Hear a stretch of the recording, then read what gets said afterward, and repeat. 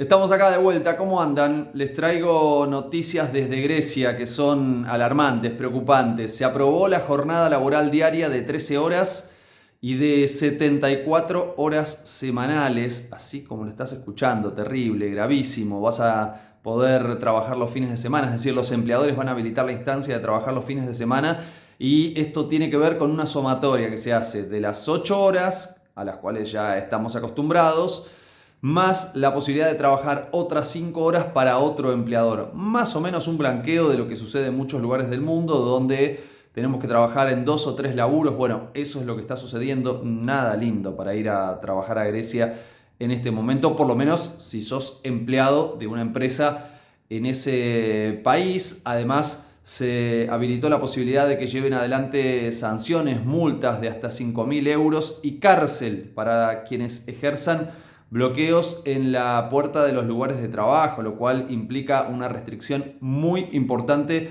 al derecho a huelga. Esto lo aprobó Kyriakos Mitsotakis, así se llama, es el presidente que en realidad lo impulsó en el Parlamento y consiguió finalmente la aprobación de esta propuesta. Es al mismo tiempo lo que permite estas 78 horas porque, como te decía recién, se suman otra jornada laboral posible en los fines de semana, dijo Lambrini Cristoiani, que es un dirigente sindical, que se va a poder trabajar hasta los 74 años, 13 horas al día. Y por último, se agregan dos instancias muy importantes que tienen que ver con la posibilidad de que el empleador te cambie los horarios 13 horas antes. 24 horas antes te cambie los horarios con una antelación en relación a una justificación vinculada a la organización de la producción.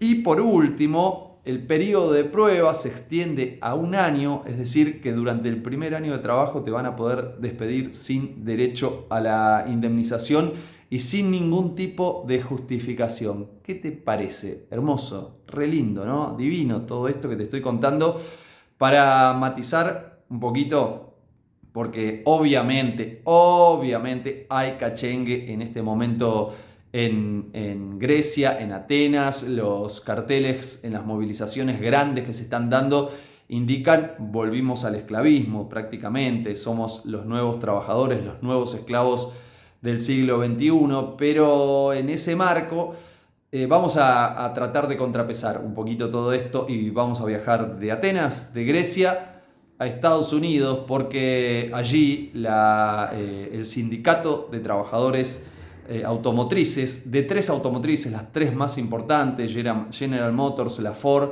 y otra más, bueno, están impulsando un paro muy, pero muy importante, histórico. Bueno, ahí aparece Rita en escena, donde están reclamando algo muy, pero muy interesante. Esto es un impulso del sindicato, vendría a ser como el ESMATA de Estados Unidos, que empuja. El ESMATA es el sindicato de trabajadores de automotrices aquí en la Argentina, para quienes nos están mirando desde otro lugar.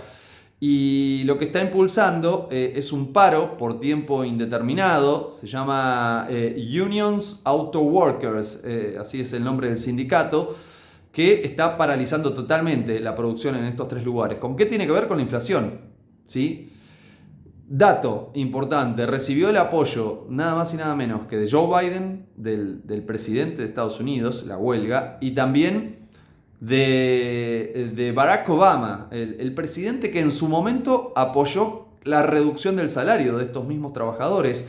De hecho, lo dijo Obama en su momento, cuando fue la crisis en su momento de las automotrices. ¿Se acuerdan lo que fue la gran crisis de 2009?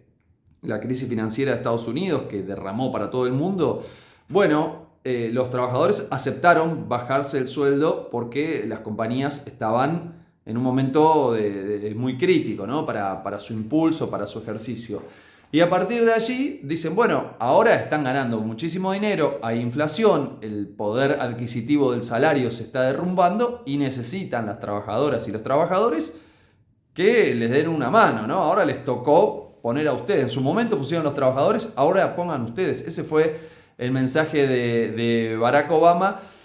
Y bueno, claro, Con esto no quiero embellecer ni a Obama, ni a Biden, ni decir que Estados Unidos cambió, nada que ver, pero sí ver cómo en la casa del monstruo están empezando a cambiar cosas muy, pero muy profundas. Miren, el miércoles conversaba con un dirigente sindical que me decía que su sindicato hermano de Estados Unidos está impulsando una huelga de los guionistas, que ya fue conocida. ¿Se acuerdan que el sindicato de actores salió a apoyar? La actriz, la nani, la niñera, fue, si se quiere, una de las referencias más importantes, que además en su momento generó un apoyo económico muy, pero muy importante por parte de los actores de Hollywood, los más famosos, los que son millonarios, para aportar al fondo de huelga. De hecho, en este caso, este no es el caso de los guionistas ni de los actores, sino de los trabajadores de las empresas automotrices,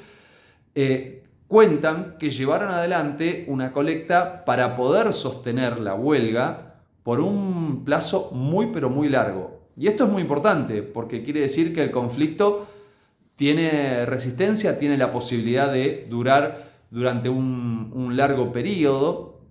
Además de todo esto, el hecho trascendental tiene que ver con una historia en la cual las trabajadoras, los trabajadores de estas empresas, están como muy pero firmes y están también muy atentos a una situación que tiene que ver, una vez más, con alguien que en las últimas semanas estuvo interviniendo aquí en Argentina, ¿no? O en la política argentina. Y hablo de Elon Musk, el dueño de Twitter, que por la entrevista que le hizo Tucker Carlson a Javier Milei, hizo como algunos comentarios. Dijo, ojalá gane, interesante la entrevista, ¿no? A todo lo que dijo Milei allí.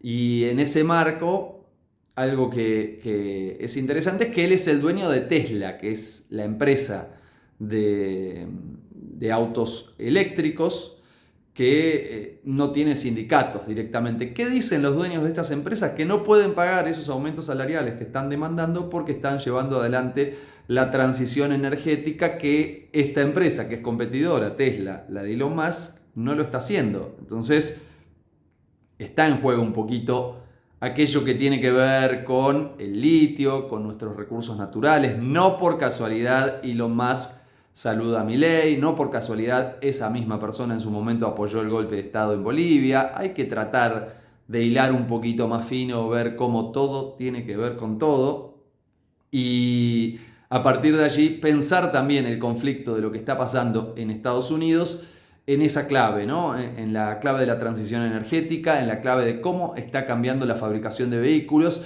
y cómo los trabajadores, claro, no quieren pagar el pato en este momento. Estados Unidos está viviendo, yo creo que la palabra revolución es muy grande, pero está viviendo un cambio muy, pero muy profundo. Hay quienes hablan de la generación U, por Union, porque se están creando sindicatos en muchas empresas. Lo vimos durante todo el año pasado, cuando muchos trabajadores, muchas trabajadoras crearon sindicatos, por ejemplo, en Starbucks, en Amazon también se crearon sindicatos y esto fue un paso trascendental. Por eso hablan de la generación U, la generación Union, que Union quiere decir sindicato en inglés, que está impregnando de alguna manera la realidad en Estados Unidos, está cambiando mucho de lo que ocurre, donde los jóvenes son los que están despertando y los que se están animando a desafiar a esas empresas, porque no es fácil. Allí para crear un sindicato tenés que hacer un plebiscito y claro, andá a sacar el pescuezo delante de la empresa para hacer un plebiscito. Para decir, quiero armar acá un sindicato, ¿quiénes me apoyan? Es muy difícil que puedas tener algún tipo de supervivencia en la empresa y además, de hecho pasa, lo que te contaba recién de Tesla, de la empresa de Elon Musk, donde no hay sindicato, tiene que ver porque cada vez que hubo algún intento de organización de crear un sindicato, la empresa puso todo, absolutamente todo, para que esto finalmente no suceda, para que salga derrotado el plebiscito en muchas perdió, ¿sí? Hay una película re linda que se llama American Factory, un documental, donde cuenta todo este proceso, una empresa china que llega a Estados Unidos, que se instala, que vuelve a dar fuentes de trabajo y que frente al planteo de un grupo de trabajadores de organizar un sindicato en la empresa, hace una campaña muy fuerte para derrotarlos y para que finalmente gane el no a crear un sindicato. Bueno, lo consigue. La empresa, pierden los trabajadores, gana la empresa. Lo que está sucediendo en este momento en Estados Unidos es todo lo contrario, ¿sí?